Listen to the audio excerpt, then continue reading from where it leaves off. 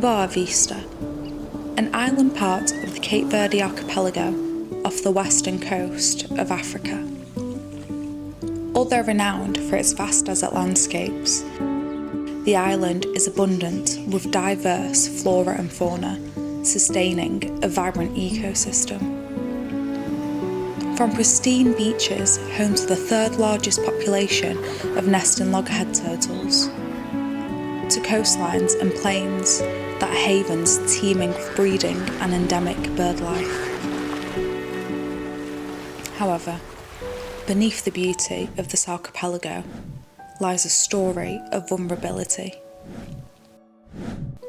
Overfishing, plastic pollution, and the relentless march of climate change are threatening the delicate balance of this Atlantic paradise. Cape Verde has been my family's holiday spot for years, full of unforgettable memories. But since returning after the pandemic, I've noticed changes. I'm here now to find out the truth of what's happening to the Galapagos of Africa.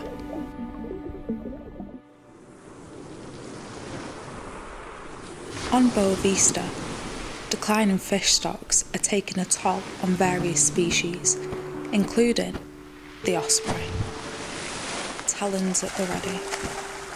She emerges victorious, clutching the barracuda tightly, showcasing the remarkable hunting abilities of this species. Unfortunately, their prey is becoming alarmingly scarce due to the increased amount of fishing vessels, and the ripple effect is spreading throughout this delicate ecosystem. To gain further knowledge, I met with experts and local voices who are witnessing the consequences firsthand. This took me to the island's capital, Saléré, where we met with a local fishing trip leader, a diver, and a local fisherman.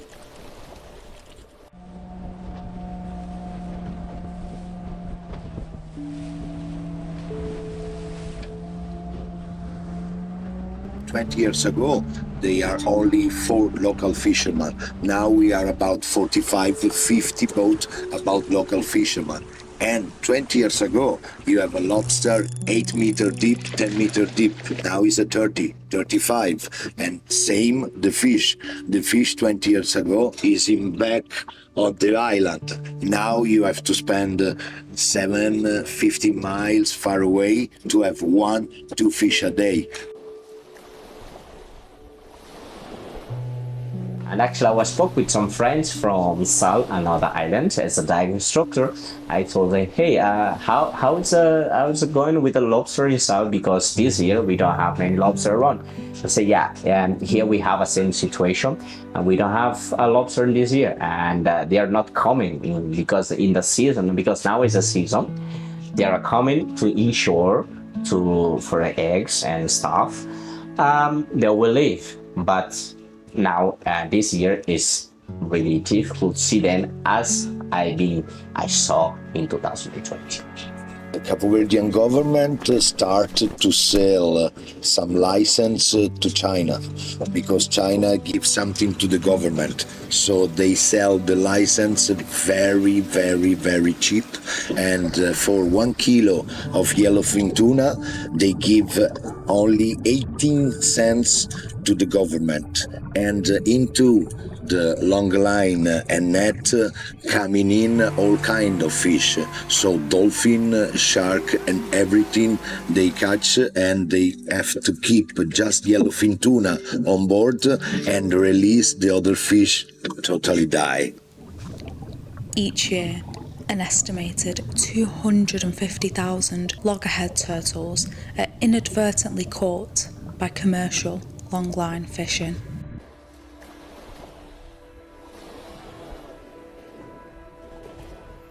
As night falls, the beaches come alive with a timeless ritual.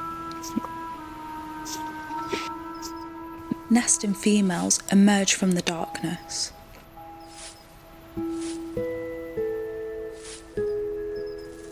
They begin to dig, ensuring their nests are at least 60 centimetres deep.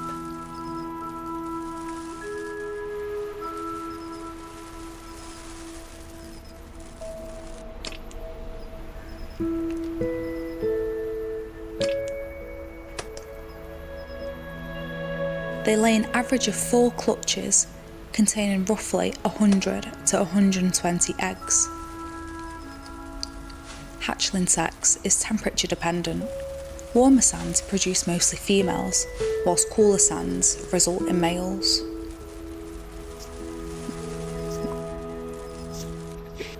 With her task complete, she returns to the ocean, disappearing into the waves until next year.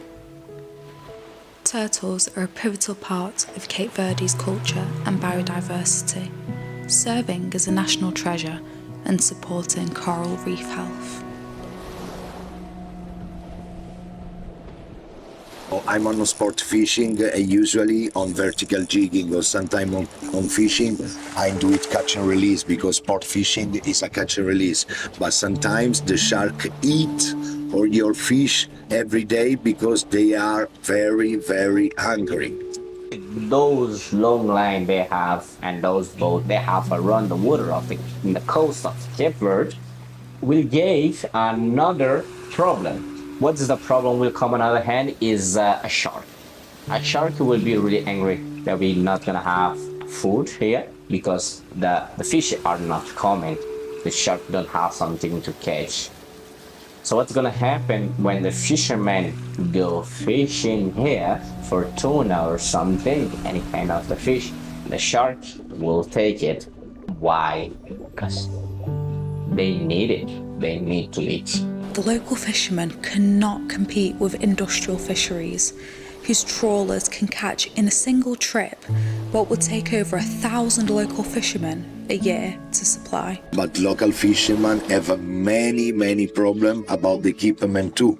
So they don't have equipment about sport fishing, so fish finder, GPS, radio, or everything. So they risk every day life for go fishing, for need to feed the family and for sell the fish for every money. Como se pesca desse continha novonia pai tava levando a pesca e que lei tornou aquele peixão quando ele pesca. Pesca é tão importante porque praticamente na Cabo Verde a gente vive tão de peixe e bom, puxa da agricultura também. Que ele tem que estar mais barato. Hoje em vez de optar comprar carne que está cheio, não tem para peixe que é mais barato. E que não tem cheio também na Cabo Verde, como Cabo Verde é rico de peixe. Mas havia risco, porque se chover e se o tempo estiver escuro, tudo é risco. Pesca é risco. Então. Long lines are altering the behaviour of marine life, posing even greater risks to those who rely on the ocean. The place I've been diving is completely different than now. You don't find that a lot of marine life as before.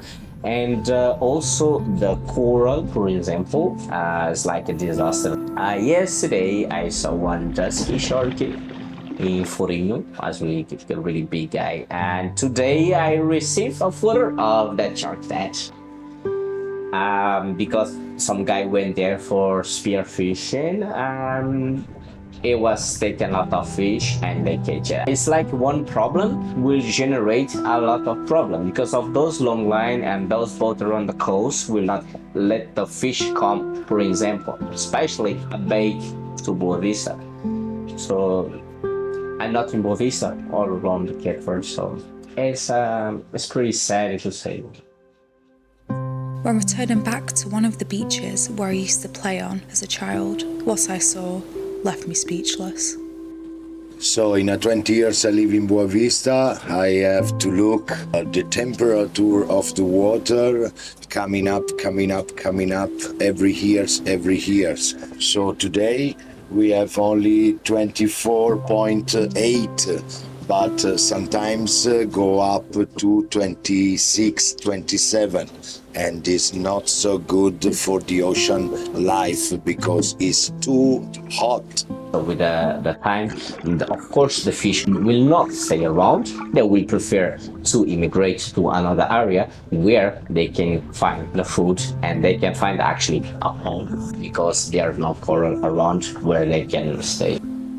Fish are not the only ones being driven from their homes.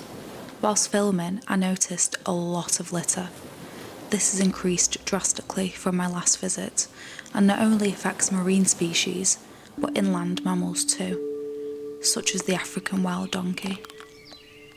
When I was little, I looked forward to seeing the wild donkeys, so being here now and seeing them impacted by plastic and litter is heartbreaking. Because at the moment we are full of plastic, and plastic is not good for fish, turtle, everywhere. Everywhere is full of plastic. Another place like Europe, they separate the plastic of the glass, everything. Here no, everything is together and they will burn a few kilometers away from the city. So, and also that's a pollution. That's something that you can't explain, and you can try to do something, but if you're alone and if you're company or something, you can do nothing to change that. And if that doesn't change in years, we're gonna have a serious problem. So we have to try a solution very fast, because in 10 years, I think about Boavista gonna be totally destroyed. Last years, we have like a more conservation with the turtle. Okay, there are a project here, and they are helping a lot with this. And since they started, we use it to see now more turtle during the dive. Years ago, it was not easy to see the turtle.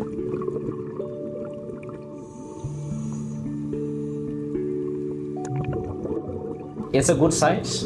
It's a good science, but if we keep like doing the good things in our side, we still have time to have a lot of marine life here.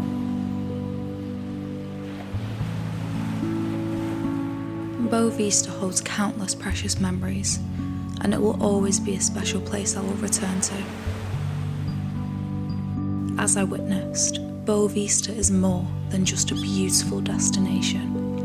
It's a place where nature intricately works together to thrive. But this delicate balance is under threat. If we fail to preserve it, the consequences will reach far beyond these shores.